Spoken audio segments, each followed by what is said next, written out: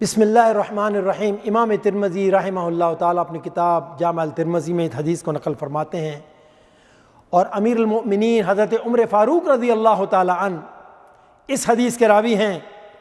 وہ روایت کرتے ہیں کہ نبی اکرم صلی اللہ علیہ وسلم نے ارشاد فرمایا، جو کسی مبتلا مصیبت شخص کو دیکھ کر یہ کہے اور یہ مصیبت اس کا تعلق اس کے جسم سے ہو یا اس کے دین سے ہو، تو فرمایا جو ان کلمات کو کہے گا اس کو زندگی بھر کے لیے اس مصیبت سے، خواہ وہ کسی نوعیت کی بھی ہو، اللہ کے فضل و کرم سے اس کی عافیت میں رہے گا، اسے عافیت دی جائے گی۔ اور دعا کیا ہے؟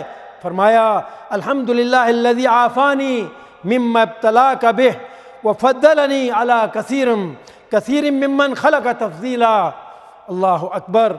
امام ترمذی رحمہ اللہ تعالی وہ روایت کرتے ہیں کہ ابو جعفر محمد سے نقل کیا گیا ہے کہ انہوں نے فرمایا کہ مبتلا مصیبت شخص کو دیکھ کر یہ دعا پڑھنی چاہیے، لیکن ایک چیز کا خیال رکھا جائے کہ یہ دعا وہ ہے جسے دل میں پڑھنا ہے، اونچی آواز سے نہیں پڑھنا۔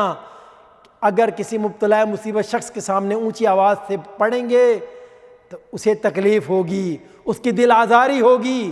لہذا اگر اس مصیبت سے بچنا چاہتے ہو تو ضرور اس دعا کو پڑھو تاکہ تم اس مصیبت سے محفوظ رہو، لیکن اپنے دل میں پڑھو تاکہ سننے والے کو تکلیف نہ ہو۔ اللہ اکبر۔ بڑی قیمتی دعا ہے میرے بھائیوں، خود بھی یاد کریں، دوسروں کو بھی یاد کرائیں۔ اللہ تعالیٰ عمل کی توفیق عطا فرمائے۔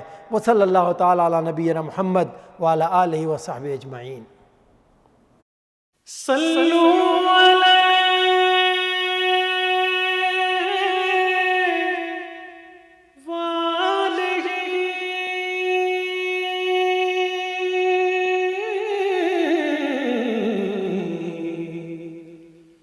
صلوا علیہ